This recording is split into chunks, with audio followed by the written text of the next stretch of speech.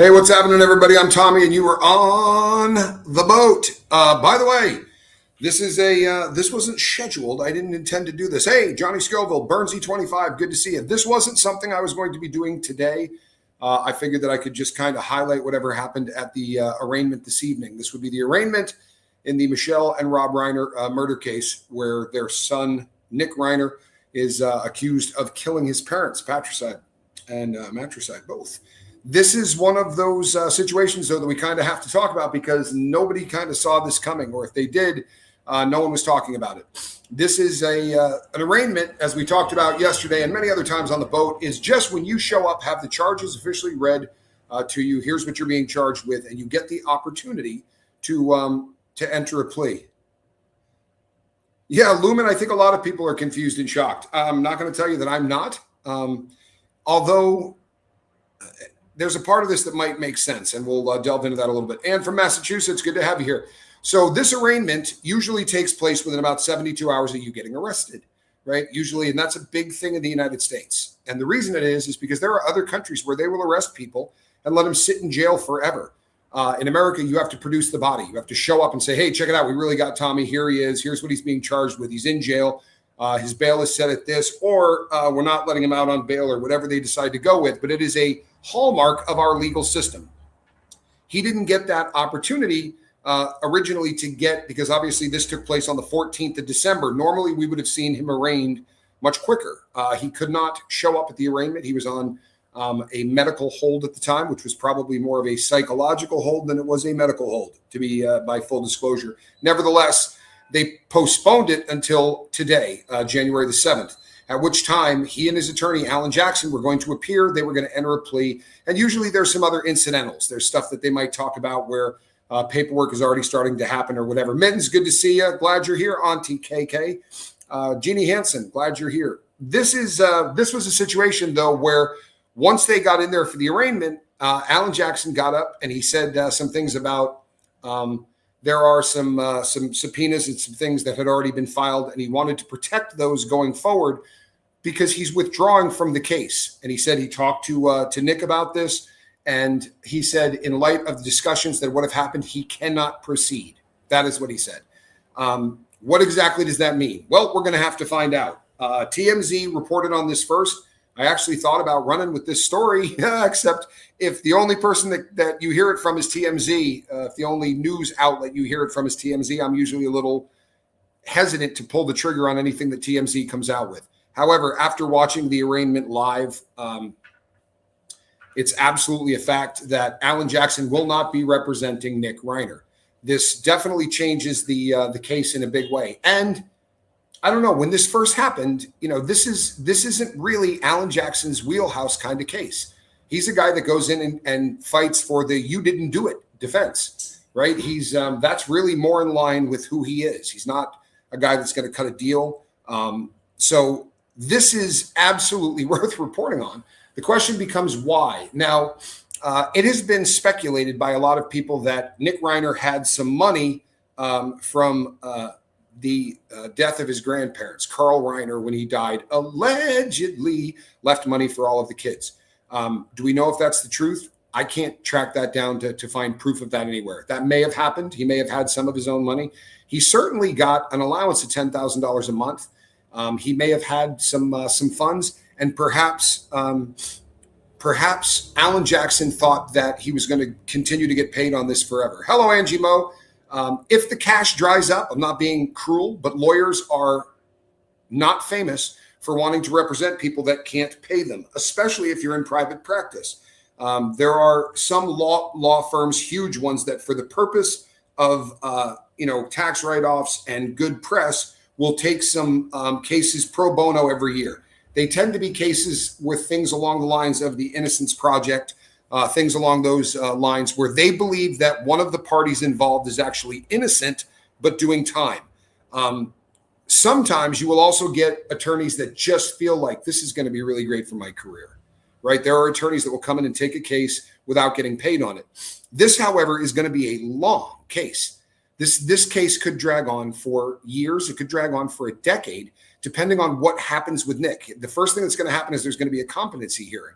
And that competency hearing could kick him out of this system for a couple of years at a max. They could say after 9 months, yeah, he understands exactly what's going on. He can aid in his own defense. That's all competency is. It doesn't say, I mean, Jeffrey Dahmer was a very odd cat, right? But he was capable of aiding in his own defense. There are a lot of people out there that aren't. There are people out there that are so, that struggle so hard with mental illness that when they get in there, they honestly can't understand exactly why they're in that room. They can't understand what these people are saying to them.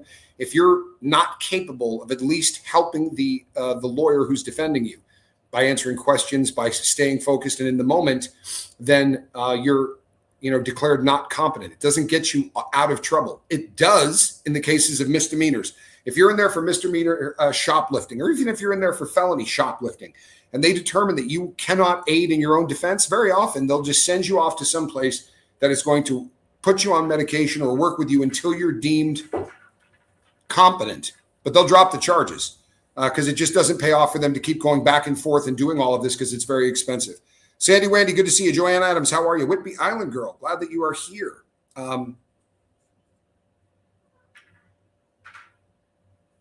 Did you say Spanx? Did you see Spanx this morning? I went to a doctor this morning. Was Spanx Calhoun in here? Or you may be saying Speaks. Sometimes that happens too. So what happens in this case is they go in and a public defender has taken over the case. That doesn't mean that Nick Reiner will be represented by a public defender until the end of this case. It very well could be just an interim type of a situation where they're going to put someone in there as a stopgap because you can't not be represented. So there's right now a woman from the public defender's office who is taking over the case. They have said that they were waiting for a statement from the family. And I think most of us assumed that they would come out and say, you know what, we're not paying for millions of dollars of defense for our brother. That isn't what they said. In fact, this is really a very brief statement. But what came out from the Reiner family is they say, the statement is through a spokesperson, by the way, they have the utmost trust in the legal process and will not comment further on matters related to the legal proceedings. That there are no additional statements on that. Jake and Rami or any of the other members of the family are not saying anything. They're done. Smoke Keith, good to see you. Glad that you're here. What's happening, Chow Yun Spot? That's cricket. So this is a situation that we're probably going to have to wait a while to hear what happened. There are a lot of people who are assuming that this was purely a financial thing, that he wasn't going to get the millions, if not tens of millions of dollars that it was probably going to be required to try this case and to do it effectively. That may or may not be the case. If I was controlling my parents' money and my sibling had killed them, I don't know that I would want to take part of the inheritance and defend the murderer of my mother and father. I don't think that that's particularly logical. It doesn't mean that it is. It's not.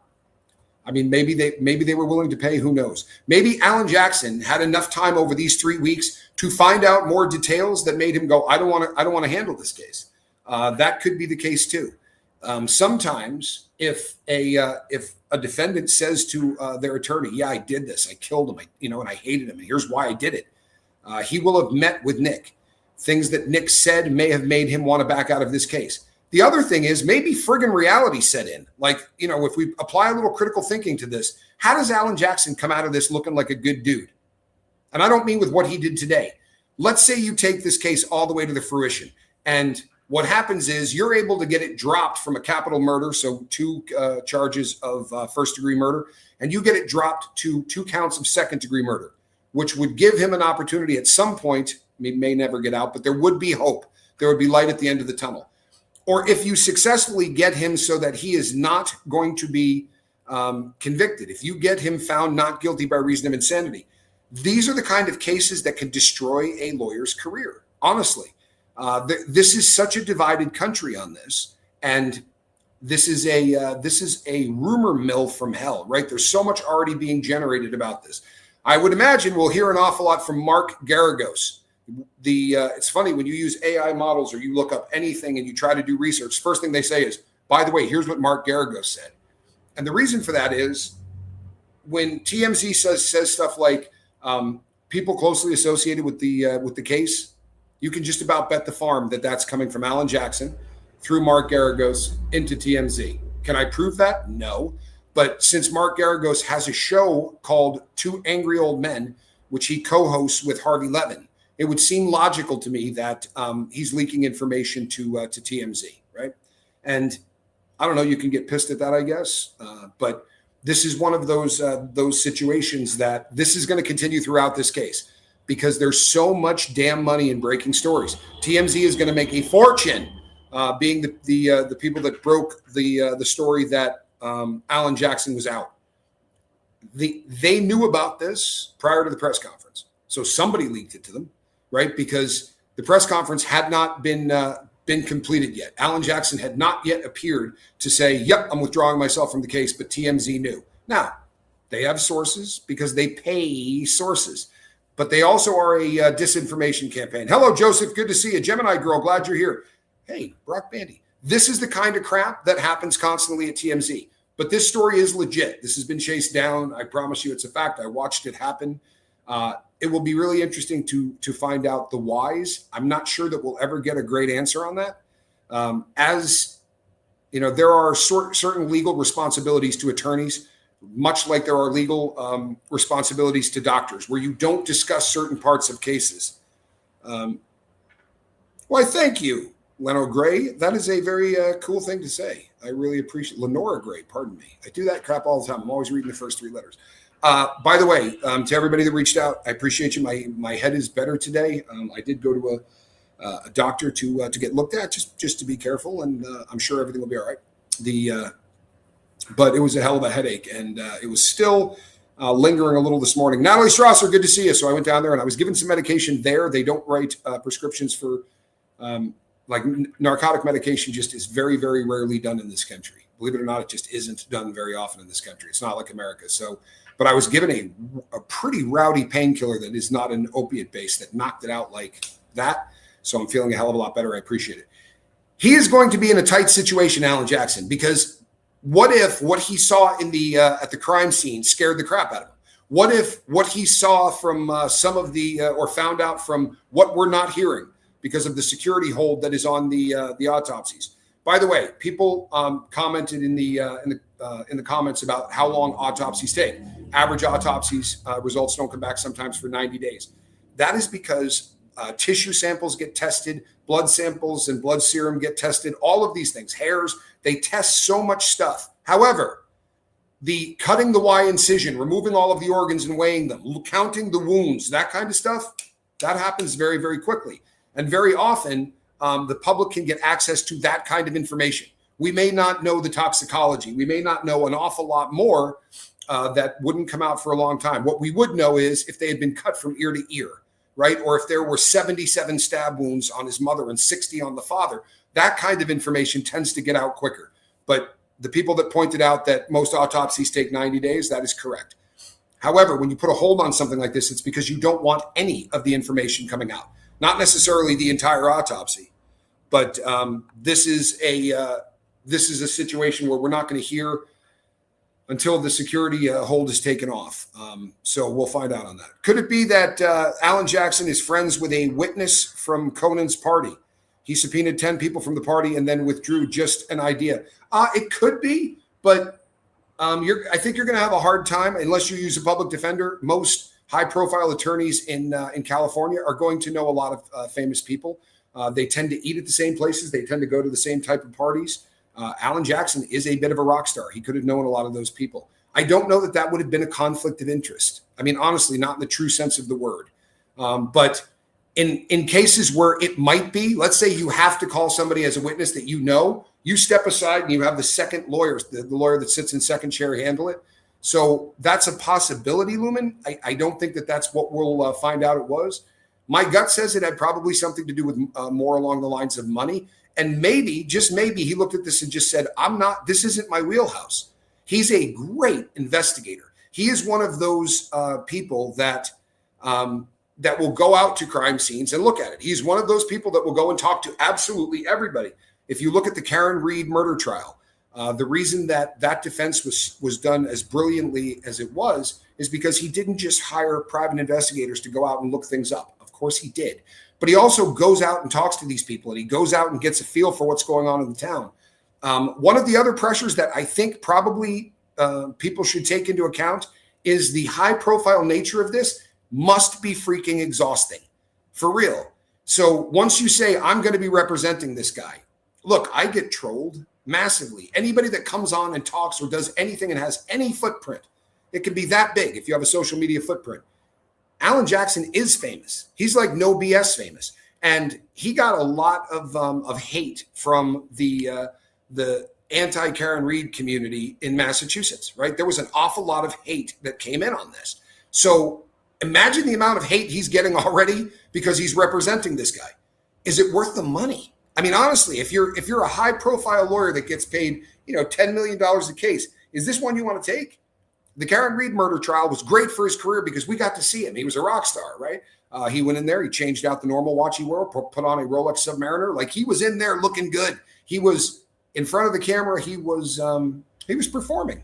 And lawyers are performers, make no mistake. They have to show anger. They have to show, they have to intimidate people when they need to be intimidated. And they have to be able to do all of this in such a way that they're not going to offend the 12 people sitting in the box. Karen Reed was great for him. This trial might not have been. And that may have been sinking in. He had, 3 weeks to sit down and talk to his wife, to talk to the other people he worked with. And look at the dream team that represented O.J. Simpson, right? It almost killed Robert Kardashian. The rest of the legal team sort of withdrew from public sight because people hate them for doing their job. It is a very unfortunate thing in this country that every time somebody does something, no matter how reprehensible what they did is, you have to get a fantastic attorney in there to represent them. I remember once in my criminal career, I had an attorney that was working for me in another state. I was up in Colorado. And there was a guy that had been on the news for days prior to me getting released. And I had to go see her at her office. She was just a public defender, but I had to go see her at her office. Brought her flowers. She was a lovely, lovely person. In fact, I still corresponded with her up until about a decade ago. But when I went into her office, I said, good Lord, you got that case. You're going to be representing this guy. And the guy had picked up a girl that was hitchhiking, and he raped her, stabbed her about 25 times, and dumped her body in the bushes on the side of the road. On his way home, he freaked out that maybe she wasn't dead. So he went back and stabbed her about 10 more times. Amazingly, he went and did this. So there were 3 different times he went there and stabbed her, the initial attack and then 2 others. She survived. And one of the first things she said was, I can identify this dude. Like, she was a fighter. And he ended up being brought into the jail I was in. They beat the bark off of him, had to put him in protective custody. So I said, how can you represent this guy, right? How can you represent this person? Like, doesn't that make you sick? And she said, at the time, our president was the elder Bush. And she said, yeah, he's a piece of shit. She said, but I'm going to represent him as if he was the president of the United States. George Bush isn't going to get a better, fight for this guy than he would get from me. And I go, and you can live with that? She goes, oh, he'll be found guilty. She said, there's no chance in hell he won't be, but I will do such a good job that this prick will never have a shot at getting an appeal. He'll spend the rest of his life in prison. And I think we have to sometimes look at these situations and go, there has to be a person that has the job to go in and represent somebody like Nick Reiner. And they have to do it in such a way that they're not sitting there hating this dude, hoping everybody, hoping that the guy is just, going to die before the trial is over. It's a tough gig. However, if you're not a public defender, you get to choose which of those gigs you take. And maybe the 3 weeks of Alan Jackson looking at all of the social media, all of the people who are saying things like I do, like he's leaking to TMZ right through Mark Garagos, or, all of these different things. This is going to be one of those situations that there are people that might want to walk away from this. He seems extremely angry that he had to withdraw. Lumen, I kind of got that vibe too. However, you can't really pump your fists in the air and go, woohoo, I'm out of here, right? He may be angry that the family said, we're not paying you. That may be very disturbing to him. He may be blown away that the family of the survivors don't want to pay this bill, because I don't believe for any chance in hell, if, again, we go by just kind of pure logic, if he got an inheritance from his grandfather, right? If that's the case, why was his parents giving him a $10,000 a month allowance? Maybe he got money from the estate of his grandparents and already blew it on dope and hookers, right? We don't know the answer to this, but I don't think Nick could have paid for this defense. So somebody was going to have to, and that there's a decent chance that is going to be the issue. And that would, he was hoping this was going to be something he could run with. Maybe he thought it would be good for his reputation. Maybe he really thinks this kid is not guilty by reason of insanity. Been hearing what was said in sidebar during Karen Reed's trials. Auntie Bev needs to lose her judgeship. I'm going to be doing a show about that. That's coming up. Although I got about 6 shows in the can that I've got to get to, which that's a good problem to have if you're doing true crime. It really is. But there is just so much going on.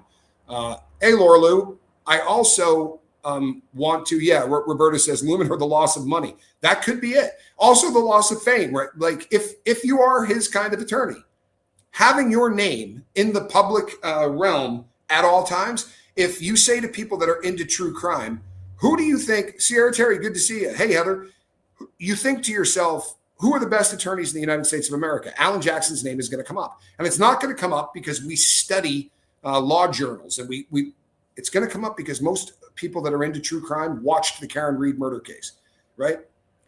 He did Harvey Levin. He also represented the actor whose name Kevin Spacey.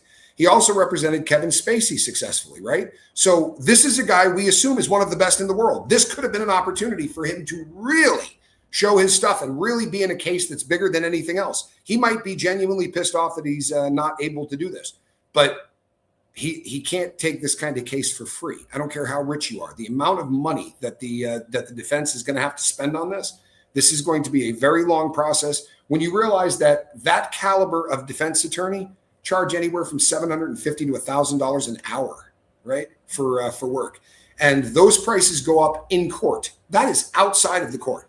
When they're in court, they make ungodly money doing what they do, and that's a serious loss of income because, number one, you have to put all of that out of your pocket, right? There's nobody paying you to go hire these expert witnesses and do all of that. And then on the flip side of that, you also aren't able to make any other money because this is a case that's going to take up so much time. You're not going to be jumping from one courtroom to another. Most attorneys on planet Earth don't make $5 to $10 million on every case they take. They take cases that make them 20 grand, and they could be handling 11 or 12 or 15 of them at any given time. I was married at one time to a defense attorney, and the number of cases that she had going all the time was insane. It was way higher than that. But she wasn't making that kind of money. Most of the deals, they go in and they're trying to get the charges knocked down, the sentences thrown out so that the person can get probation.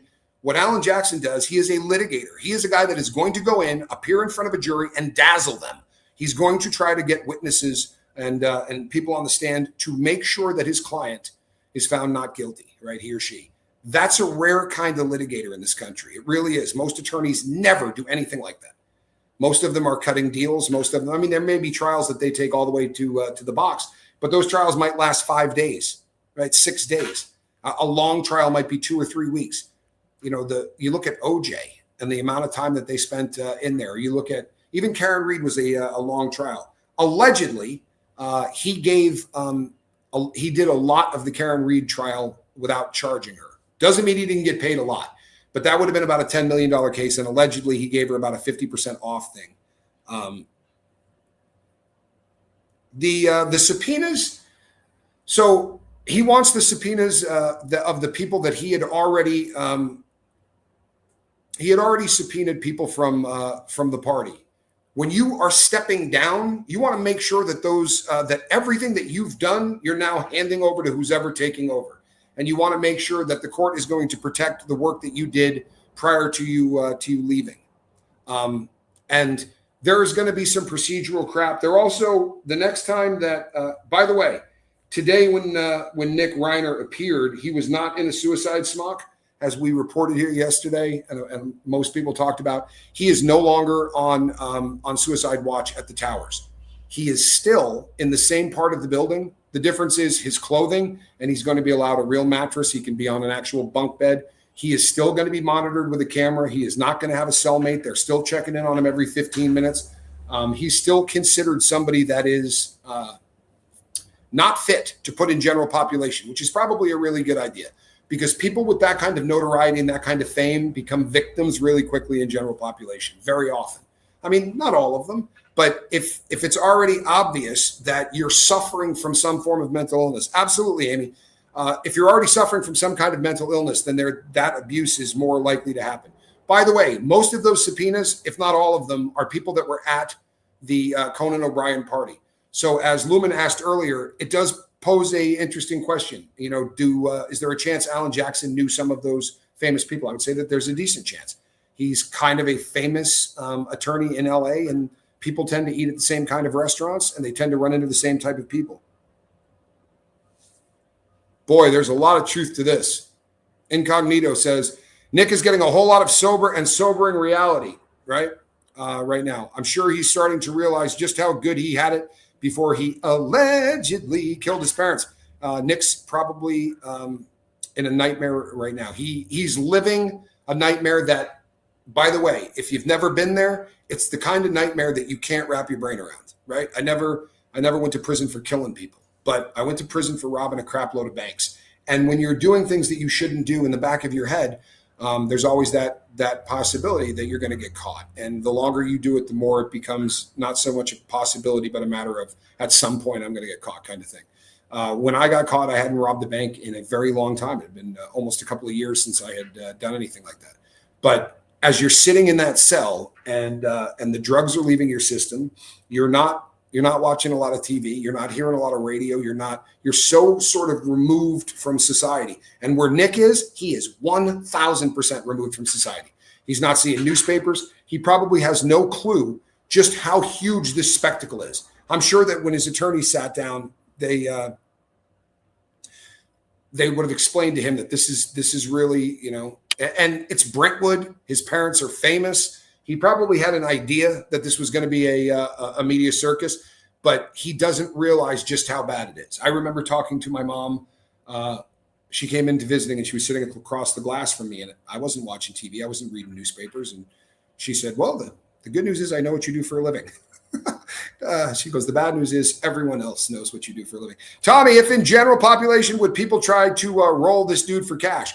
They would try to extort him for cash. In the beginning, it's not going to be threatening him. It's just going to be sort of sidling up and going, hey, now you got a hell of a lot of money. I don't have any soups or anything like that. Can you help a guy out? Because there are some people in here that are looking at you kind of effed up. And I'm a big dude. If anybody tries pushing up on you, I'll take care of you. But the first time you say to somebody, yeah, that would be great, there's going to be another guy that's going to come up and go, yeah, well, this race kind of wants to kill you too. And because jails tend to run very sort of segregated by race, I mean, the whites hang out with the whites, the blacks hang out with the blacks. I mean, it's a little different in a jail than in a prison, but California especially sort of sets the tone for the entire country when it comes to what they call politics. Prison politics really should be called racism more than anything else, because that's really what it is. It's not politics, but it's how you have to live in prison, and they get segregated. However, when rich people come in, everyone will take a shot at them. It's not more than likely with his fame and whatever, the white boys wouldn't want to be taking the full-time job of protecting him. And if they did, they'd want money. Tommy, in retrospect, are you glad you got caught so you could kick your habit, or would you have done it on the outside? No, I would not have done it on the outside. And the story I just told, that didn't work. It took 3 trips, right? The last one was very, very different. And I was fortunate enough to get sober in there. I never could have done it on the street. I couldn't have. I needed at the exact time I was ready to quit.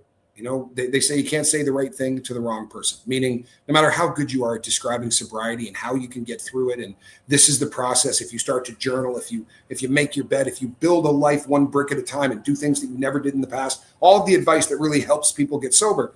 If the person's not ready to hear it, I mean, you can be the Babe Ruth of sobriety and it's not going to do a damn bit of good. And on the flip side of that, if you're ready for sobriety, you don't have to have Babe Ruth. I was really fortunate that at the moment I really wanted to get sober, I got the Babe Ruth of sobriety. I got a black inmate that was just one of the most incredible human beings I've ever met. Literally, right? One of the most incredible human beings I've ever met, who cared far beyond what he should have. And I was a dick. You know, I was just off of dope. I was miserable. I hated everybody. And he helped me get sober. It never would have happened on the street. Never would have happened on the street. It's a miracle that it happened in prison.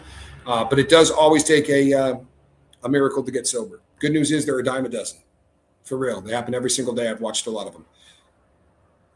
You know what? This is a question that I don't get often enough. But Rick says, in my opinion, Alabama has the worst prison system in America. So let's see. Because of the federal system, I've been in Pennsylvania. I've been in Indiana. I've been in Arizona. I've been in California more than once. I've been in Oklahoma. I've been in several places in Arizona. The truth of the matter is, you're probably right. And I'm not basing this on the fact that I did any time in Alabama prisons, but I did time with federal inmates who had done state time in Alabama. Alabama has a very, very jacked up system. It is super jacked up. It's super ugly. And yeah, it's bad. But it's not like there's any state where you go, boy, they treat everybody there just fantastically. Hey, Karen, good to have you here. What's sad about this whole thing is that, prison rounds up people that can't make it in society, right? They can't follow the rules in society. And then you put all of them together in one place. Remove the drugs, the booze, and the women. There's still drugs, booze in there, but it's not like you can go to the store and buy it. It's a little bit more difficult. And everybody just starts getting a little bit more pissed off. Louisiana is terrible. That's also, most of the ones that would be in the top 10 are in the South. That's just kind of the way that goes. They have a sort of a different approach. If you're just getting here, Alan Jackson is stepped down from being Nick Reiner's attorney. He has not said why. All he did in court was try to protect the work that he had done prior to that with 10 different subpoenas that were outstanding. And then he handed the case over to a public defender who is now the interim. They may end up taking it all the way to the box, or maybe Nick will hire a different attorney. We don't know. An attorney may step up to do pro bono because this is the kind of case that can make somebody famous. We'll have to see exactly what happens.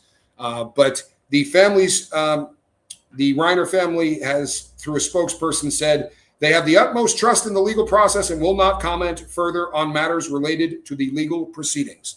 So they're not coming off why this happened.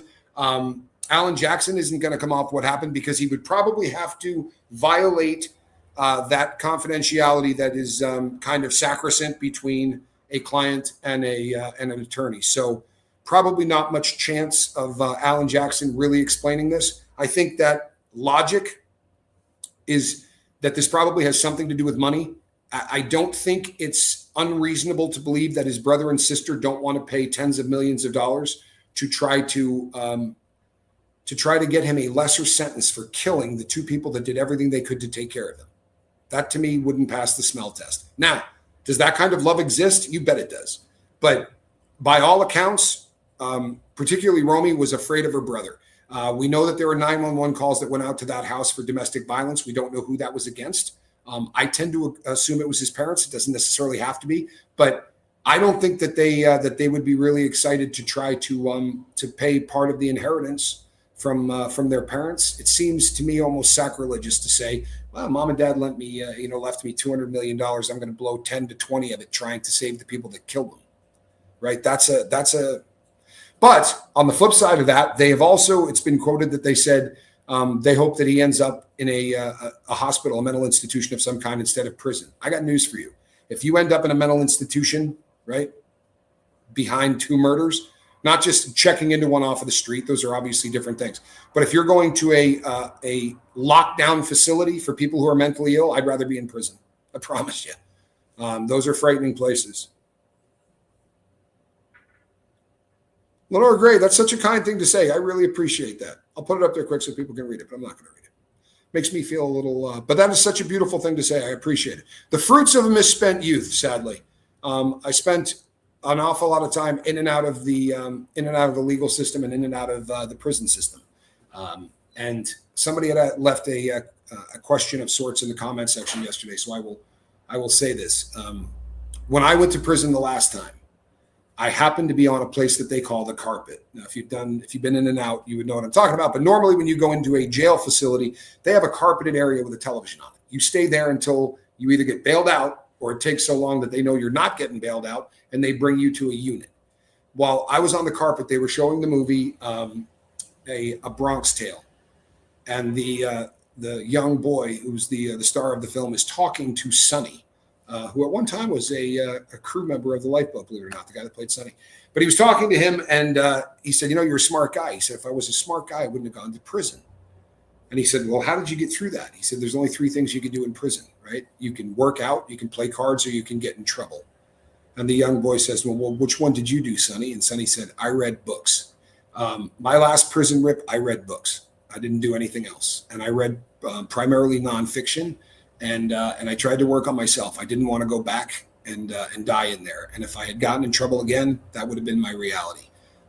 Everything I did always went federal because of my previous conviction for bank robbery. I do anything wrong, stuff that normally would have been a state charge, I will always go to the feds on. So, and the judge was pretty clear.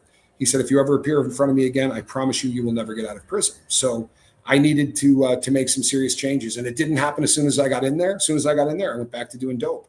But about halfway through, a miracle happened, and I ended up around the right person, and the guy said the right things at the right time, and I was ready to quit. And that was over 10 years ago. So I've been drug free for 10 years, which is a beautiful thing. I'm very, very happy to be where I am at. And I'm happy to actually be commenting on this stuff because sadly, I watch things every day from people that are professional, people who are extremely knowledgeable in theory. Lawyers, like there was a lawyer yesterday. I saw a lawyer say, I've never heard the term security hold on an autopsy. And I've tried hundreds of murder cases. It didn't take me but about 15 minutes to find hundreds of security holds that literally every year in California, hundreds of security holds are put on autopsy cases for one reason or another. It's not particularly rare. It just makes a good headline if you say it is. And I'm not doing good headlines anymore. I'm going to try to report this stuff as factually as possible. Sometimes it's fun to go and listen to people rail about stuff, and I will always give you my opinions too. I think Nick Reiner is a piece of shit. I don't think that this kid I don't think that this is a not guilty by reason of insanity thing. And I'm tired of hearing people talk about drugs making him do it because, and I'm not saying this with any brag, I promise you, I say this more in shame, but you will never meet anybody that did more dope than me. I'm sorry you wouldn't. I had a $700 a day heroin habit. I did meth so that I could do more heroin. I used to keep meth in the house almost at all times. I didn't party on it. But if I started falling asleep at 9 or 10, I wanted to do more heroin. So I would do enough meth so that I could stay up until midnight and continue to do more heroin. But I've been around people that abused everything for 3 decades. I've known people that were tweakers that just did meth around the clock. I knew people that did cocaine. I've done my body weight in cocaine. I've never come across a drug that will turn somebody instantly psychotic and make somebody kill. Now, does meth, crystal methamphetamine, does it cause meth psychosis? Absolutely it does. But the people do stuff that is stupid. They don't necessarily do stuff that's violent. And if they do, it is very often done with knives. But normally it's waving the stuff around at people in mad paranoia. It just doesn't seem like most of the stuff that they're saying is factual. And even people that I have a massive amount of respect for, so who say things like, if he was doing this on meth, he's probably not going to have any memory of it. That's the dumbest shit I've ever heard. I'm sorry, it is. That is the dumbest thing I've ever heard. If he did this on meth, he would be able to tell you where the blood droplets hit the wall. This is the kind of thing, right? There was court today, Christine Micro. The arraignment for Nick Reiner took place this morning, took place just before 9 o'clock, I believe, on the west coast of the U.S., and he was going to appear in court. We all assumed that he and Alan Jackson would go in there and he would enter a plea of not guilty. That didn't happen because Alan Jackson was stepping down from the case. He was removing himself as the attorney of record for Nick Reiner. There was not an explanation given beyond him saying, after speaking to my client, right, I no longer feel like I can represent this case. Well, I mean, Alan Jackson maybe the civil case is a little bit different. And Alan Jackson does have a team. If you remember the Karen Reed case, there were a lot of lawyers that worked with him. He has his firm has other people that could be handling stuff. He's definitely going to be busy with the Karen Reed civil case. Yeah, Christine Micro, right? And the family has said, and through a spokesperson, they have the utmost trust in the legal process and they will not comment further on matters related to legal proceedings. I would be interested to know whether or not he has spoken to anybody in his family. That is a difficult thing to find out, especially if nobody leaks it, right? It's not like I'm going to be able to. I could in probably 12 months, right? 6 months, something like that. We could FOIA to find out the phone call records because all of those phone calls are recorded.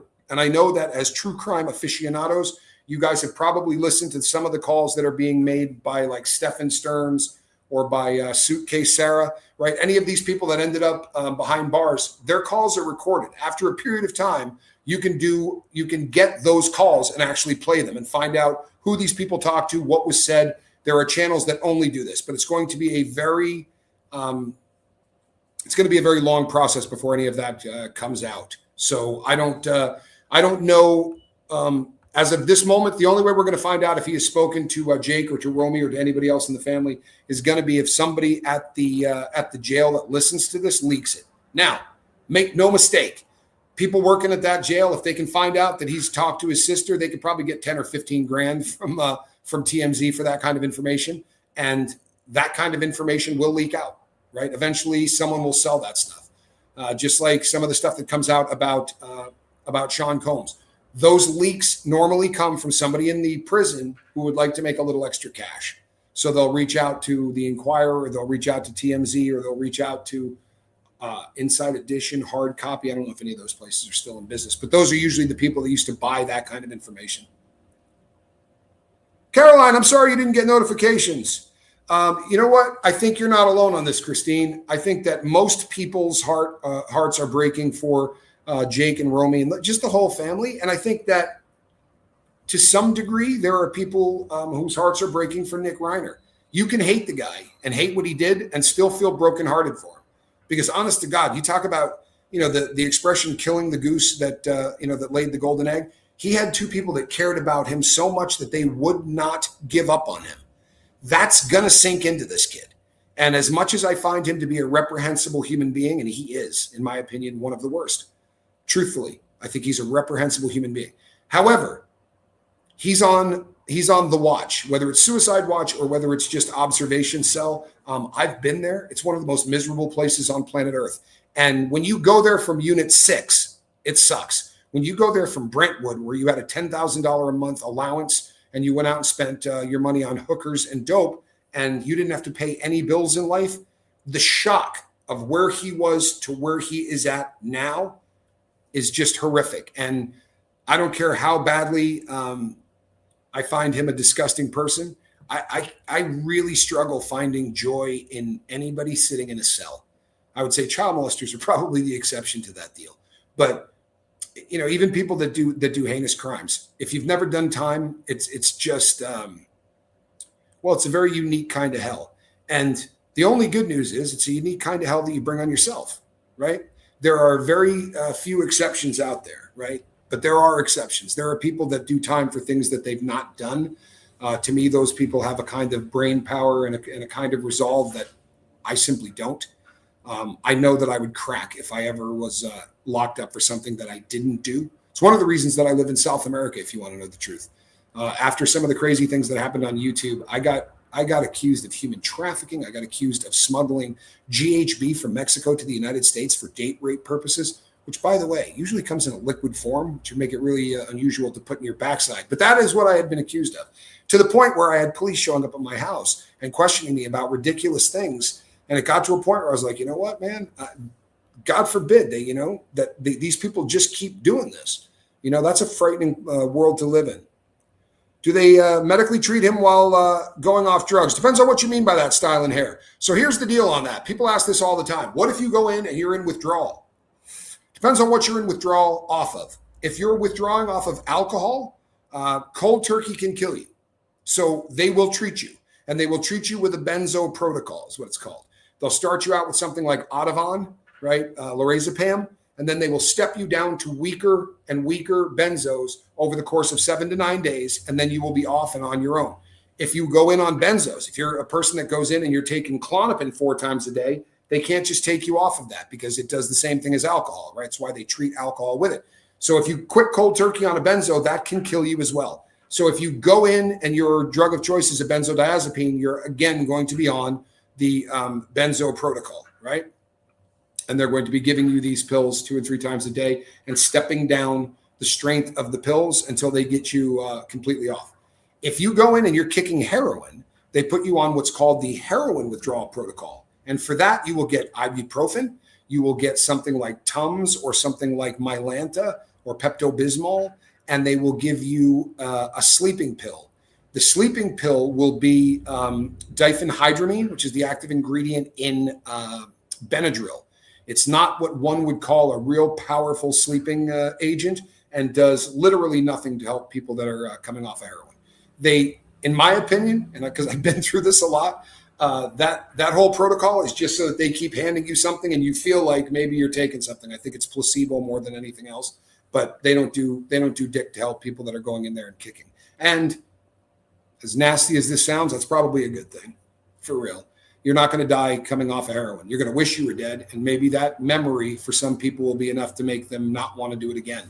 I would say that of the times that I kicked successfully, I had to be locked up for it to happen. On the street, I would always figure out a way to get more. That very well may be the case, but I'm not familiar with. The only thing that they would give for the alcohol protocol where I was at was just a benzo. It's the only thing they would give them. But AJ quit while he was ahead. Who wants to work with this entitled Nick jerk? Well, you know something? I said that earlier.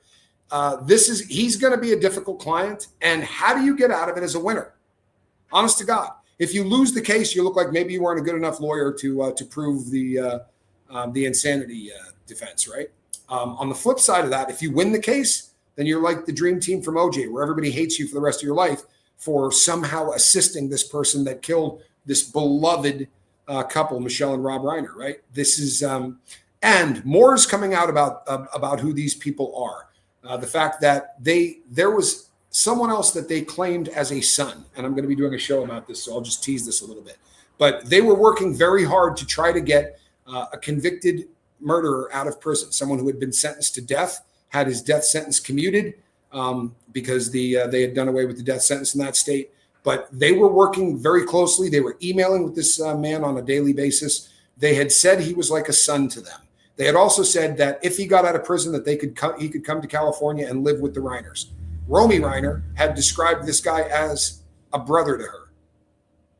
These are all things that could have pushed the button of the unsuccessful son as well, right? These are all things that absolutely could have. This was in a story that has been reported on by NBC. I will be doing a whole show on it because it's kind of fascinating, because I think it humanizes Michelle and Rob Reiner in a really unique way. And it also kind of points to other things that could have pushed this guy's buttons. I keep saying this over and over again, but imagine growing up being that entitled little piece of shit, right? Who felt like fame should come to you just because you're a Reiner. Hell, Carl Reiner handed it down to Rob Reiner. Why is Rob not handing it down to Nick, right? That's kind of, I think, what was going on in this guy's mind. He didn't want to have to do the work. He just figured, this is nepotism. I'm a nepo baby. Hand me my fame and my guilt. I mean, my fame and my cash. Right? Then you start looking, and I did a deep dive on this, at how many people have come out and said verbatim, I wouldn't be an actor, I wouldn't be famous if it wasn't for Rob Reiner. So if you're the kid and you just hear one after another, people saying that, you go, why the hell can you do this for everybody but me? Now, I'm not justifying this. I'm just saying, if you're an entitled little shit, and I think most of us can agree that this guy was an entitled little shit, throw in some mental illness. By the way, drug addiction is mental illness. If you get those two things confused, I promise you, drug addiction is just a form of mental illness. And when people talk about self-medicating, the person isn't making themselves right with cocaine. They're not making themselves right with heroin. They're just making what makes them feel uncomfortable go away. That's what self-medication is. Whether it's alcohol, whether it's coke, whether it's meth, whether it's heroin, whether it's pills, all you're doing is making your bad feelings go away. It doesn't mean you're treating the mental illness. Right? You're making it worse, because the symptoms that would normally be developing for the world to see, they're not seeing. And they're not, hey, knock that off, squirrel nut zipper. And they're not seeing it because you're keeping it at bay with a bunch of blow or a bunch of meth. And this is another thing that is difficult for people to understand. But mental illness or drug addiction, I have not done heroin in over 10 years. So does that mean that I've got this beat? No. The heroin addiction in my body's been lifting weights for 10 years. If I were to come back, it would be absolutely no different, right, than if I had been doing it the entire time. What I mean by that is, sure, I could take $10 worth of heroin and it would get me high as hell. But within 3 weeks, I wouldn't be back to where I was when I quit. I will go zipping past that because the addiction continues to build in the body. I know that may sound crazy. Yes, we are live. We have. Nick has writing in his genes. He could write in prison, but apparently he can't get drugs in jail. Not where he's at. You absolutely can get drugs in jail. You can get drugs in prison. Everybody figures out a way to get dope in there. However, where he is, he's not having any interaction with other men. So he's not getting anything in there, right? And that, Erica, we are live, and I'm glad you're here. He does have writing in his genes, and whether or not you liked the movie, right? Whether or not you dig the movie that he put out with his father, the kid can write.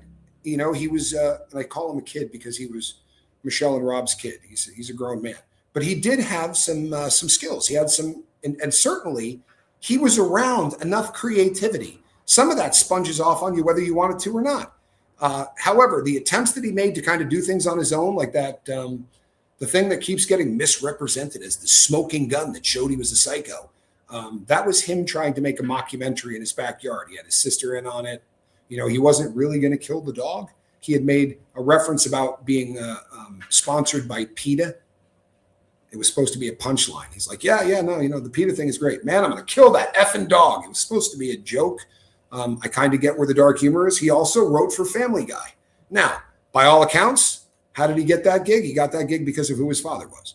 And he couldn't make it work. He creeped out 3/4 of the people at Family Guy. Oddly enough, the people he didn't creep out thought he was awesome, thought he should do stand-up comedy. He had the ability to connect with people on some level. He really did. Now, you can write in prison, but you can't profit off of it until you get out. That's called the Son of Sam law. You can't get paid on that while you're in there.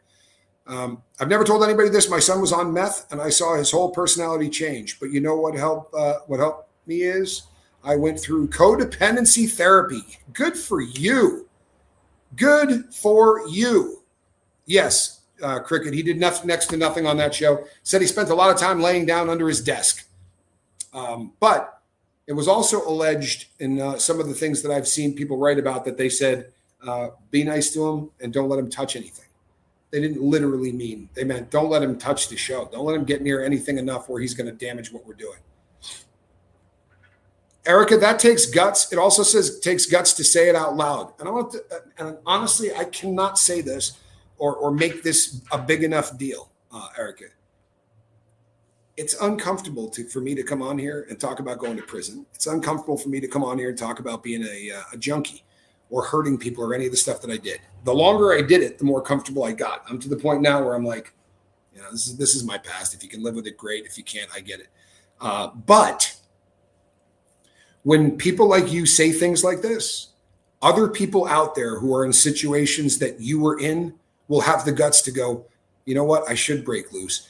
The best thing that you can do in situations like that is put your oxygen mask on your face before you put it on someone else's. And codependency, for those who don't understand, you have the exact same addiction as your kid. Your kid's addicted to meth and you're addicted to your kid.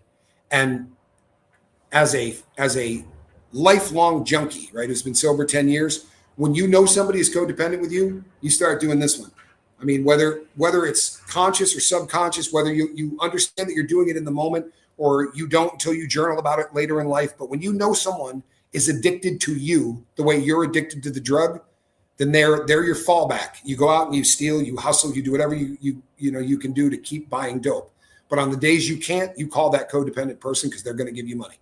You will keep talking to them until they do. They will bail you out. They will hire your lawyers. They will do whatever you need done because you just are going to keep wearing them down until they do. And until someone steps up to the plate like Erica did and goes out and actually gets therapy to understand exactly what codependency is, then it's just a trap you're going to continue to do. And what's frightening is this is a cautionary tale. One of the reasons that even if it's this long a news clip, I always try to get into this aspect of what's going on, is because I feel like something great can come out of this. There are so many people right now who have a brother or a sister or an aunt or uncle or, anything, siblings, sons, daughters, who are Nick Reiner. And you go, oh, you know what? He's never been violent. He's trashed a bunch of rooms. He's broken things. He punched windows out of cars, but he's never been violent toward anybody. I'm sure they said the same thing about Nick, because these things escalate, right? The people who are like Nick, especially addicts, find out at an early age that if you lash out against the people that accuse you, hey, you know what? You look like you're using. What does that mean, right? If you just start barking and you see people do this one, then you'll get better at it. And then if that doesn't work, you learn how to do the, oh my God, how could you accuse me of that, right? You know that I'm fighting this addiction. How could you accuse me? And they will work your emotions, right? This is something that people like Nick become masters at. But the longer you have to continue to do it, all of a sudden, tearing a room up doesn't get the same attention anymore, right? They're like, yeah, I've seen this show before. They just shut the door. He's going to break a bunch of shit. We'll replace it, right? Just let him do it. And they got to keep escalating. They got to keep upping it and keep upping it and keep upping it. And it's a terrifying situation to be in. And no matter how much it hurts, there are times you just have to say, I'm not going to be a participant in this anymore. And sadly, when that doesn't happen, this is the kind of thing that we see, right? There were so many places along the road, and I'm not blaming the freaking victims. You understand? I'm not. It's not their fault. It's Nick's. But there were 100 places on the line to this that this could have been prevented. Doesn't mean they could have prevented Nick ending up in prison, but they could have been alive when he went there, and at least had hope for being a part of his life when that was over. And there were a lot of codependent people in my life who just went, not anymore. You want help? Come on over. I'll feed you dinner, right? Come on over. You can take a shower here. I'm not giving you anything that you're going to use to keep your drug habit going. I'm not going to hire an attorney for you so you can get out of the responsibilities of whatever crime you just committed. That's not a lack of love, right? It's a much more pure form of love. Sometimes you have to watch somebody fall down, and it's a shitty thing to do, especially if you love the person. But sometimes you got to watch somebody fall flat on their face because there's no hope in anything else for them. You know what? That's a great comment. Erica, congratulations for understanding you needed help. You put energy into yourself with therapy. Good for you. Yeah, and saying that here today, take this from someone that's been doing this now for a long time. I'm going to get a message a year and a half from now. Someone's going to leave a comment and say, man, thank God for that Erica woman, because I was exactly where she was. And that day I decided I was going to go get this. It happens every day. I get comments on 3-year-old videos where they say about a person that I will never even hear from again because I said something to piss them off about some candidate or something else. They're long gone. But somebody left a comment that hit, right? Can't say the wrong thing to the right person. Can't say the right thing to the wrong person. A person that needs to hear that. You know what? I don't like the term tough love, because tough love became throw them out, kick them out of the house. I don't think that's the first response. And there have been times and stories out the wazoo. I've had to read so many emails from parents who said, I bought into the tough love stuff and my kid came home drunk the first time I threw him out. I never saw him again, right? Those kind of nightmares happen. You don't kick someone out the first time they get drunk. You don't kick someone out the first time you find them with weed. If they have a drug habit, you get them help. You send them to a rehab. You do everything that Michelle and Rob Reiner did until you are 100% sure that doesn't do a damn thing. At that point, tough love says, I'm not going to continue to enable you by paying for one expensive rehab after another. I'm not going to keep telling the cops to go away. I'm going to make sure that if they come out, you get arrested. If you call me to bail you out, you're going to spend a little time in jail, right? That's kind of tough love. But I do think that the first responsibility is to make sure that your kid is safe until your safety is in jeopardy. And I think that for a lot of people, thank you. You look fantastic in green. I think for a lot of people, that becomes a reality. You get to a point where you have to say, his addiction is now threatening my life. His addiction is now destroying my happiness. My serenity is being destroyed by his or her addiction. At that point, then you need to take care of you. That is the most important thing in the world. And And I think it's also really important to realize that if the worst possible case scenario happens, I'm not joking you when I say that there has not been a week that has gone by when things are good on the boat, not a day goes by where somebody won't leave a comment and that says, you know what, I tried to save so-and-so. I did my best, but I guess it wasn't good enough. You ain't saving anybody. It doesn't work like that. There are really nice people that leave really nice comments and say that I saved them. I didn't. When the student is ready, the teacher appears. If it wasn't me, it would have been somebody else. These were people that were at a place right now where they were ready to get sober. It wasn't Tommy Scoville. And if that person was never in a place where they were going to get sober, I don't care who you were. You know, you could have been Dr. Phil and 15 other great therapists, right? You could have been everybody good at this. You just can't cure somebody that isn't ready to. And sometimes people die before that happens. It's heartbreaking. But if you spend the rest of your life saying, what could I have done differently?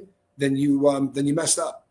Because I promise you, great parents raised drug addicts. My parents were great. Right? The other kids did fine. What happened? Well, there were things in my life that I chose to make go away with the use of chemicals. Instead of dealing with them, had I been honest to my parents about those things, they would have had me in therapy. But I didn't have the courage until I was in my 50s to talk about those things.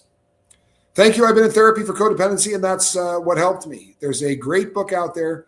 They're Codependent No More. That's what helped. I love it. I really do. And thank you for being honest. Oh, yeah. And it does go to you're absolutely right. It is generational. The problem in all of this is that if people watch you do this, right? We learn from our parents, man. He just smokes pot now. Yeah. You know something? I'm sorry. I can't bust anybody's balls for smoking pot. I really can't. When I started this channel, I was one of those people that said, if you're doing any drug, right, you just traded one drug for another. And then I actually watched it, right? That wasn't my issue. I was a heroin addict. And that's kind of what I came to the whole concept of the show and everything else was my addiction to heroin. But watching people go from smoking crack every single day to smoking a joint once a day, right? Or smoking, a quarter ounce a week or whatever. That's a great trade. Why would I ever bust anybody's balls about that? That's a great trade. There are great trades out there. If you traded heroin for pot, I'm not busting your balls about pot. Doesn't make any sense to me. It's called harm reduction. Even people that there are people on this channel that went from drinking 32 shots, a fifth a day, to now they drink a 16-ounce beer, 1 pint a day. You think I'm going to tell that person, well, you need to get off of it further? No, I think you're doing all right. Right? When the time will come where you realize maybe you don't need that pint of beer a day. But if it never does, holy shit, how good did you do? Right? I'm not busting anybody's balls for stuff like that. It doesn't make any sense to me. It just doesn't. I'm also no longer in the business of saying, well, you're sober or you're not sober. That's above my pay grade. It's just not what I'm going to do. I talk about the things I talk about, and I hope that there are people who hear it at the right time. Speaking of which, we have a guy named Will Elias that I'll be having on again this week. Will is a guy that has a very similar story to me, and he loves to say that I saved his life. He just happened to be listening to my channel on the day that he needed to hear my channel. If it hadn't been mine, he'd have found somebody else's. I'm glad he found mine. He's now doing some really great content on his own, which is really cool, and I love that. But this is the saddest part of what we do. Is the number of parents who walk around every day going, what did I do wrong? Well, maybe you didn't do anything wrong. Were you beating them with belts as a kid? If you know you were abusive to your children, then you don't need anybody to tell you what you did wrong. But if you're one of those parents that loved your kid and you really felt like you did everything right, well, maybe your kid was just a drug addict. You know what I mean? If you had diabetes, you wouldn't be walking around pulling your hair out going, what did I do wrong? How did he get diabetes? He has lupus. I was a shitty parent. Well, drug addiction is a disease too.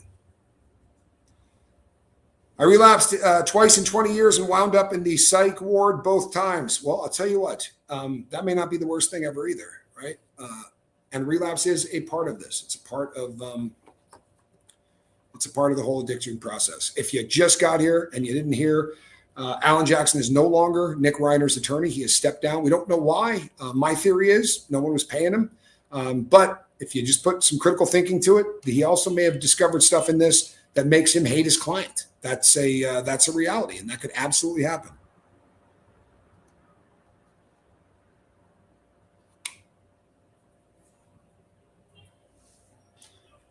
you know what? Before you get too bummed out, the fact that she admitted it to you is probably not such a bad thing. That shows some pretty incredible growth. The fruit of addiction is lying, right? Styling for real. If they're not lying to you, you can sit down and have a discussion. And I hope you just said, why? Why did you do crack? There are great relapses. There are mother-loving, fantastic relapses, right? The last relapse is usually the mother-loving, fantastic one. Because at that point, a light bulb goes off in the person's head and they go, God, help us. I felt this. Then I went out and got that, right? Tell her to journal.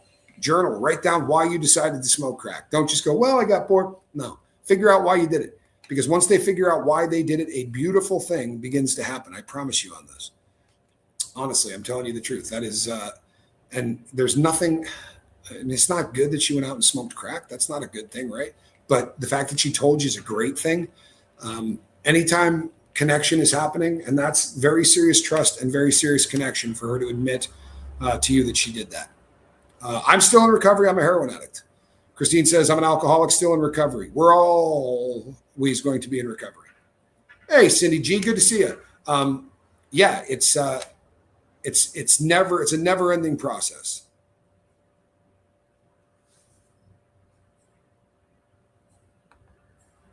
That's right, Tommy. I did ask. She's worked too hard to get ahead. Great job, new car, living in a room for rent. For most addicts, failure is the default setting. It's what we're used to our entire life. We're used to having to go out and find money for dope. We're used to having to lie to every single person. For most addicts, success is so much harder to get through than failure. Honest to God, I never, ever, I would get off of heroin. I'd go to jail. I'd get out. Everything would be fantastic. I was never in danger when I was short of money, when bills were tight. I understood that. It felt like being a junkie. I was in danger when everything was good because I didn't know how to be successful. It was super uncomfortable to me. Whatever it is you deal with in life that becomes your default setting, it's why quitting becomes so hard. My entire life was being on heroin. When I got sober, I felt wasted. Right? I knew what it was like to live on heroin. I was walking around like this. Everything I looked at was just strange and kind of freaked me out. And success was a bitch. I was in far more danger of relapse when I had $5,000 in a bank account and a car that I was making payments on and everything was good because I would go, man, I got this beat. And you know what? I'm tired of people telling me what a good job I'm doing. It's kind of making me feel creepy. What do we do when we feel creepy? We go back to whatever makes that feeling go away. And if you can say to her, it's a reality that it's very, very difficult to get to deal with something that you've never dealt with before. Bad friends, I can't blame her friends, but it doesn't help. Well, I'll tell you what, Stylin, if she wants this to take off, she has to get rid of all of the friends. It sucks, but it's the truth. If you're a heroin addict, you can't have a friend that does heroin. You just can't. I mean, I can't even have one that I could write to. It doesn't mean I couldn't work with somebody that's on heroin. It's a completely different concept. But somebody I shot dope with for 5 or 10 years who's on dope, I can't go talk to that person. It's gonna cause all kinds of bad things to happen. The old cliche is you got to change people, places, and things, right? You also have to change you before you do any of that. But then don't go to the same places. If you would go to a bar every Friday night and throw darts and get drunk, you're not going to go get in a dart league at the same bar and stay sober. And someone will send me an email and go, well, I did that. Well, you're the 1 in 5 billion. Congratulations. That's freaking fantastic. But for most people, if you go back to the same shit you consistently do, then you're going to go back to the same drugs as well.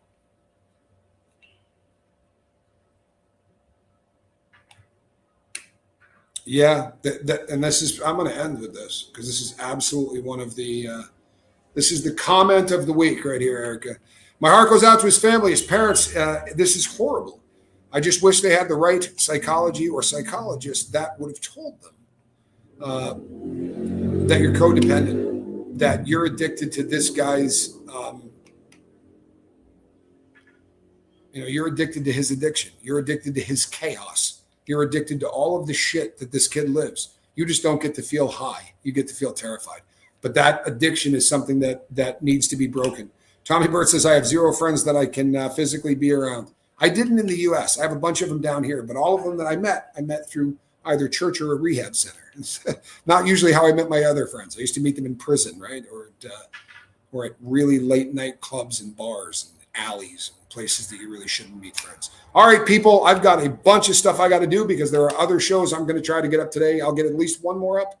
I would have liked to have gotten up two, but this kind of had to be talked about. This is a bit of a big deal. It's going to be interesting to see where it goes. This is a story I'm going to be covering, and I'm going to be covering throughout the whole process. So if news breaks, it kind of preempts whatever's going on. Once my brother got out of jail, he went right back to the same streets, the same friends, the same everything, and I think that taught me everything I needed to know. Yeah, you also are going to figure out really quickly that if you watch those people get out and go back to the same friends, you just got to get distance between you and them because they're going to go back to the same life, and you can very easily fall back into that codependency. It's a dangerous process. All right, people, I'm Tommy. We'll find out what's happening with Alan Jackson, and when I know, you'll know more. I told you my assumption. This is a guy that makes a shitload of money, and I don't think Nick could pay it. And I don't think the family wants to. Can't say I blame them, right?